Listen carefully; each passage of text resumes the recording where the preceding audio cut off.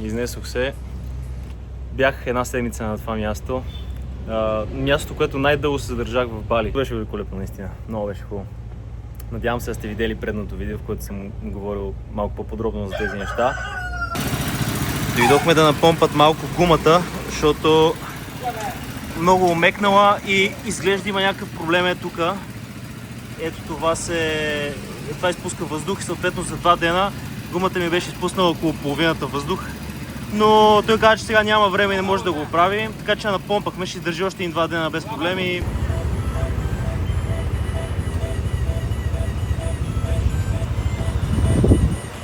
I will explain you a little bit how you do in King Palace, the first King Palace. In Ubud we have 2 palace. In number second in Ubud. This the first Srati 17. Okay. This place many the dancer like Legong Dan, Barong Dan, Kechak Dan, many the dancer. Yeah, I've been to Kechak. Yeah. It was very interesting. Fayal Dan. Which one is do you have like a favorite one or you like all of them? In Uluwatu, the best Kechak.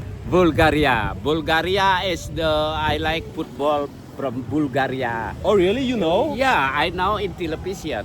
In the world, see in television. World Cup. Yeah, World Cup. Ronaldo in Indonesia. Do you know teams of my country? Oh yeah. Само ЦСК. Osaka.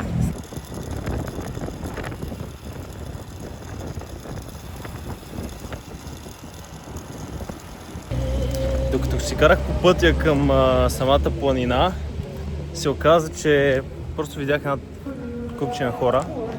Има някаква церемония, спрях тук да ги видя, да ги питам хората и казаха, че това е най-голямата церемония, която има в Бали, в точно този темпъл. Ето, надявам се да се види за какво става въпрос. Много е красиво. Аз съм единствен, който не е облечен традиционално и съм турист като цяло. Хората ме споряха и казаха, че не мога да влезна в темпъла, защото нямам сарон. Как ще направя кадрите, ако не вляза в темпъла? Кой няма да влезе в церемонията, бе, братче? Просто какво ви кажа, аз се чувствам един от тях тук направо. Това е много яко.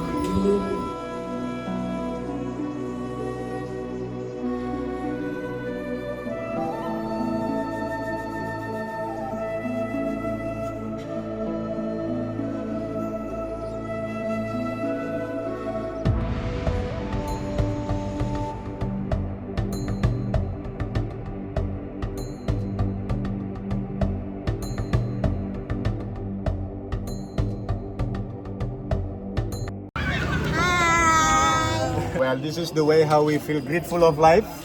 So right now we try to peace the underworld, the people and the God. Because we believe everything is coming from one energy. So make sure we are live in harmony. According to the concept that we call Trihita Karana, the way how we try to put the triangle harmony between the human to the nature, human to human and human to the God. Thank you so much. Yeah. С това, което направих сега, бих искал да ви дам едно послание и то е: когато искате да направите нещо, каквото и да е то, дали да стартирате нов бизнес, дали да се осмелите да заговорите някого или каквото и да е, просто не го мислете, това е трика със сигурност, просто от раз се хвърлете. Съжаленията от ненаправените неща е винаги по-голямо от това, което сме направили.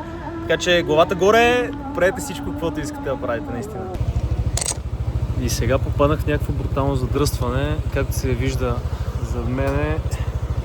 Има церемония, същата церемония, може би.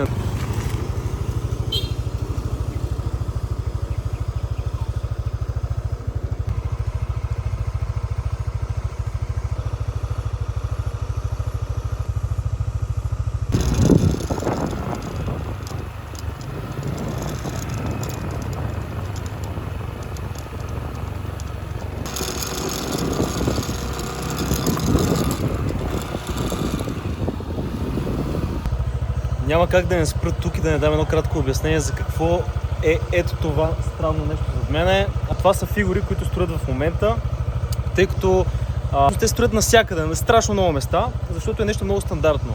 19 март се празнува Ого, което е тяхната нова година. Като цяло това е нещо като кукери, доколкото разбрах. Тези фигури са за да плашат злите духове. Съответно правят тези паради по улицата. И съответно следващия ден, който е на 20 март, ако не греша, дали ще е 18, 19 или 19 и 20, ще ви излъжа, е Silent Day. Това са 24 часа, в които хората не излизат от вкъщи, не използват ток, не правят никакъв шум, като цяло на улицата няма един жив човек. Някой от вас има ли представа какво може да е ето това дърво?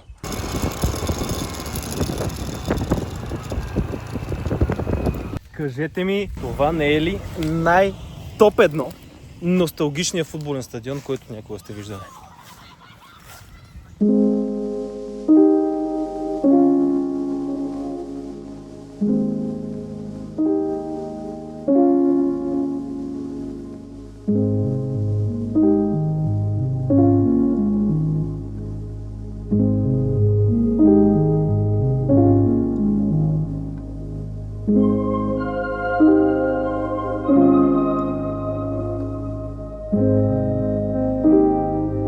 Каза си, че докато снимах стадиона, церемонията идва зад мене.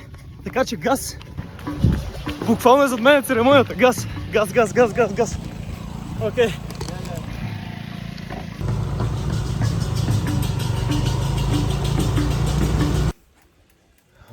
Докато си карах, между другото, на 1100 метра над морска височина, държа да подчертая.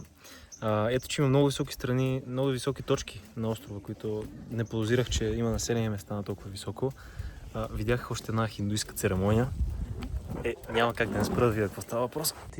What is this? Ceremony? Đã bisa bahasa Inggris.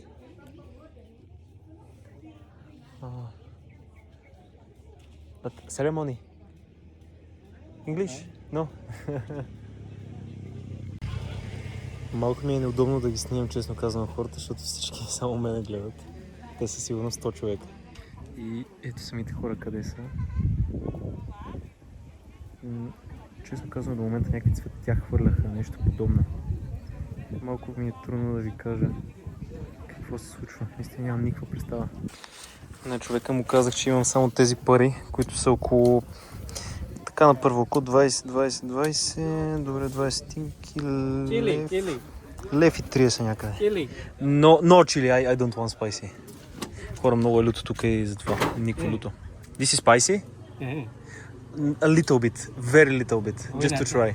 Yes, a little bit. Okay.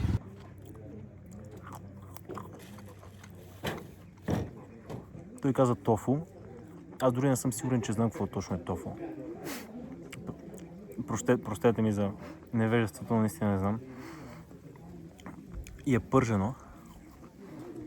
Като цяло изобщо не може да се наядеш с това. Не е вкусно изобщо. Мисля, изобщо не ми харесва. Представете си колко съм гладен, че ям буквално въздух.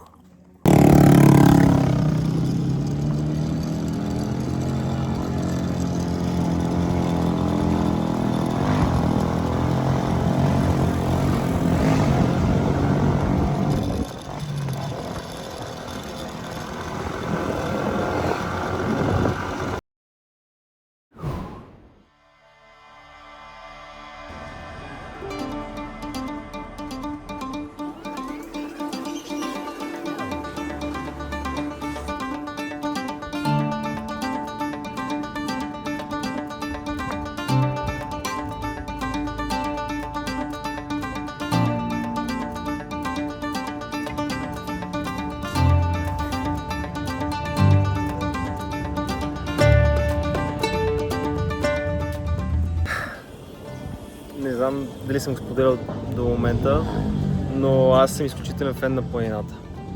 На природата, повече гледна точка на планина, отколкото на море. И за мен това е просто нещо велико. Изключителен фен съм на метеорологията, на географията, на абсолютно всичко. И просто фактите тук са едни са други, едни са други, са супер интересни. Намирам се на 1450 метра. Най-високото населено място в България е село Орцево, 1555. Буквално съм 100 метра под Орцево и мисля, че има още нагоре, съответно. Може би Бали има населена точка по-високо от България, което супер много ми изненадва. Това е един малък остров с размерите на област Бургас. Зад мен може да видите също така и езерото, което всъщност огромно. Дори всъщност не знам дали се води язовир, в случая не знам дали има стена. Ето наистина е огромно, може да се види. То е на 1000 метра някъде на морска височина, при което върха е на 1700. Горе-долу се преценя, че е около 700 метра на нивелацията. Вижда се от тук приблизително, нали? Другото нещо, което исках да кажа е, че ще отсядам на къмпинг. Ето там някъде. Не лъжи ума. Това е север, значи северната страна на езерото. И ще атакуваме. Can you send your my channel? Yeah, your channel also your Instagram. 1, 2, 3, 1. The village here, the called is the Basake. That is one lot of temple in Bali. Yeah, the big temple in Bali also have a lot of people come when have the ceremony there. This all in Bali. People come to there because the biggest temple in Bali. How often do you go to ceremony? Often it's around. I come to go to there. Maybe it's around 8 a.m. 8 a.m. Yeah. Okay. Yeah. Start at 8 a.m. Yeah. Okay, so this is like how many ceremonies like this do you have per year? Like is only one of the year like this or is Oh no. more? So normally we have the lot of temple, but especially in Bali, this is one with all the Balinese people to pray there. Yeah. But in my house we have also the small temple. Okay. Yeah. Every one of your family go to the ceremony? Yeah. Everyone, right? Everyone. Yeah. Everyone people in Bali. And you see your parents, your brothers, sisters, cousins, everyone, right? Yeah. Everyone. I think this is very beautiful because you see everyone stay together. So with family. it's very good, right? Yeah. Yes. Okay. So thank you so much for Yes, this question, thank you brother. very much. Yeah. Have a nice day. Have a nice day. Yeah. Реших да си взема за хапване нещо, което не съм си взимал доста отдавна. Някаква риба, която ще ви излъжа каква е тя. С лютове няма как, все пак съм на местно заведение. Пирешко с ориз, стандартното, което е тук, балийско кафе и кокосова вода. Всичко това са неща, които са стандартни за местен ресторант. Ларунг в случая нали се води. Сметката ще ви излъжа колко е, но кафето е, сега ще сметнем. 50 стотинки е кафето, кокос е 2 лева, не 2,50, значи става 3. 3, 7, 9,50, 9,50 обяд за ето тази гледка. Българските ресторанти да вземат пример. Това е обяд за 4-5 евро. Просто няма аналог наистина.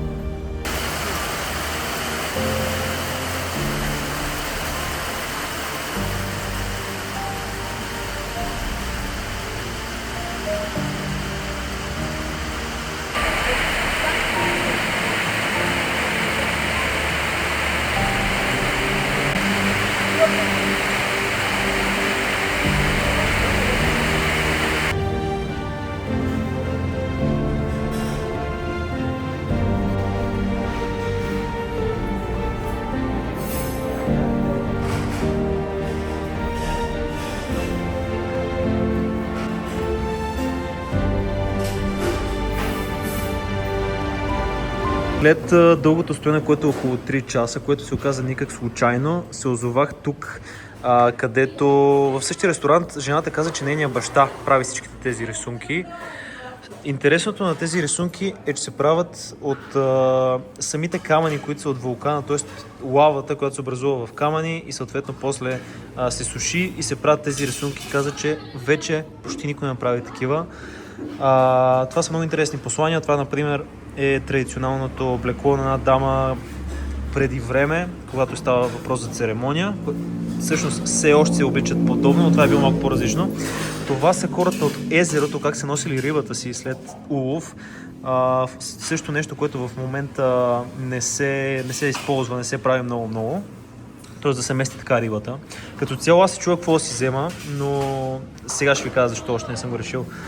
Това са традиционалните къщи, които са в Бали, които честно казано доста си приличат. Старите къщи, виждал съм такива.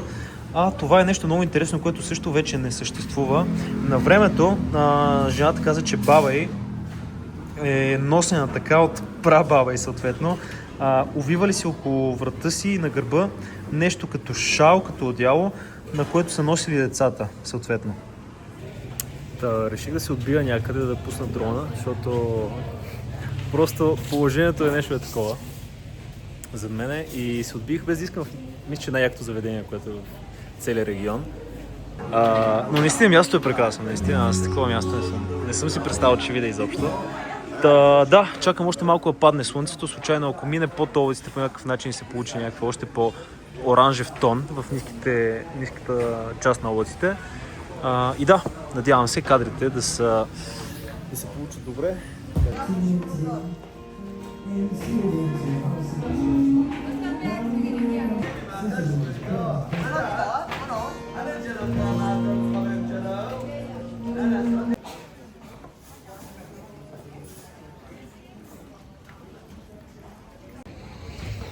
Направих си снимка на някакъв супер инфлуенсърски спот, между другото.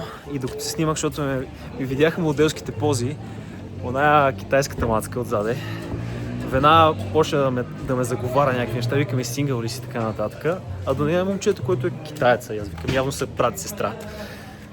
И говорим си такова, някакво взимам инстаграма, пред него, нали, всичко се случва. И аз викам, вие какви сте сега, в смисъл? Какви сте вие? Вика, двойка сме. И аз съм като, добре мацка, защо пред гаджето ти ги правиш тия неща? Смисъл, аз бих се почувствал много тъпо. И в момента, в който кажеш, двойка си тръгнах. Айде, чао. Ти си правиш снимки в продължение на поне 10 минути, откакто аз съм тук. Той я нагаждаше всяка, буквално 1 милиметър, мръднина лево, мръднина дясно, смисъл така доста професионално. Викам, пича е фотограф сигурно. Но не. Оказва се, че пича е чехъл. В смисъл, продължава да й прави снимки. И някакво, окей, пич, гаджето ти пред теб се опита да се сваля с мене. И сега продължаваш да правиш снимки. Мисля, дистанцирай се малко.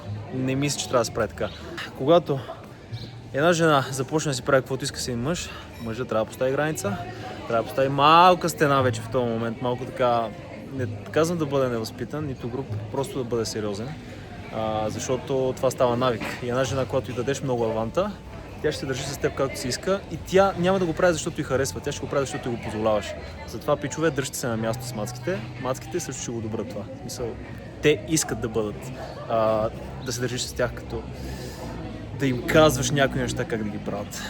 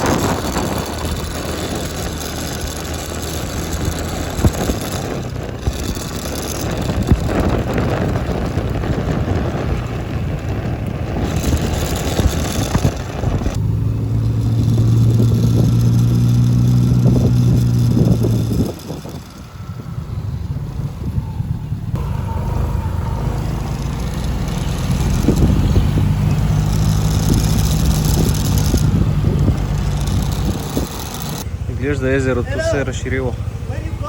I go to the camping, but I am checking Google Maps now. Yeah, I will turn around. Yeah, right? Okay. It's like, it's close to here? Yeah, right? Close. Okay. Okay.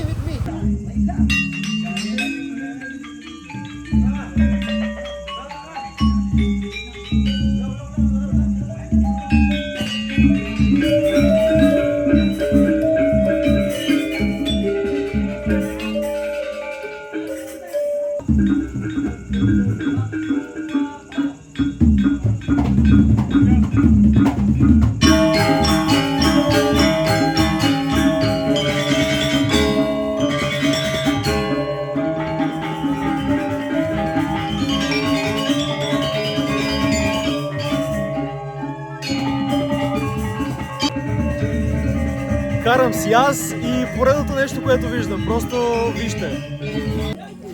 И ето, че се озовах на мястото.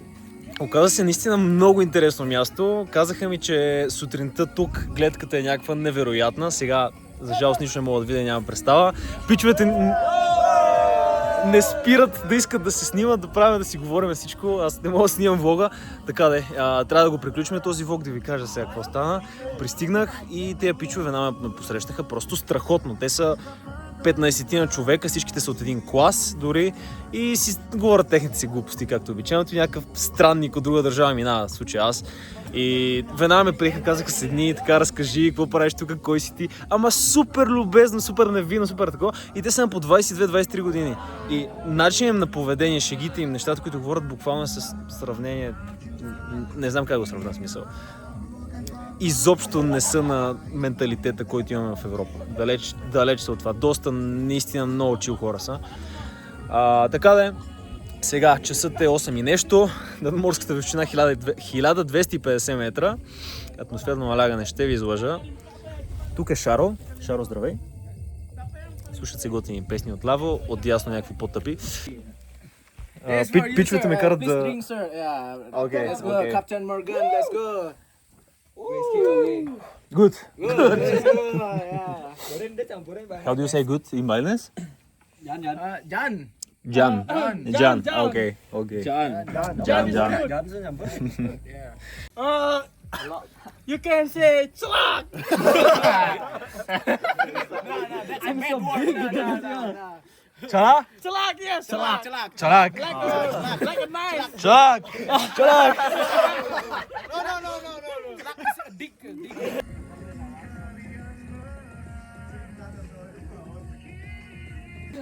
Трябва да го снимам това. Защото са страшни пичове и буквално ме питат какво правиш в Бали, аз им разказвам цялата история. Харесите, за да ме подкрепите, коментирайте каквото искате, последвайте ме тук, subscribe, камбанка, каквото ще. Така че да, живи и здрави, успех на всички и до нови срещи.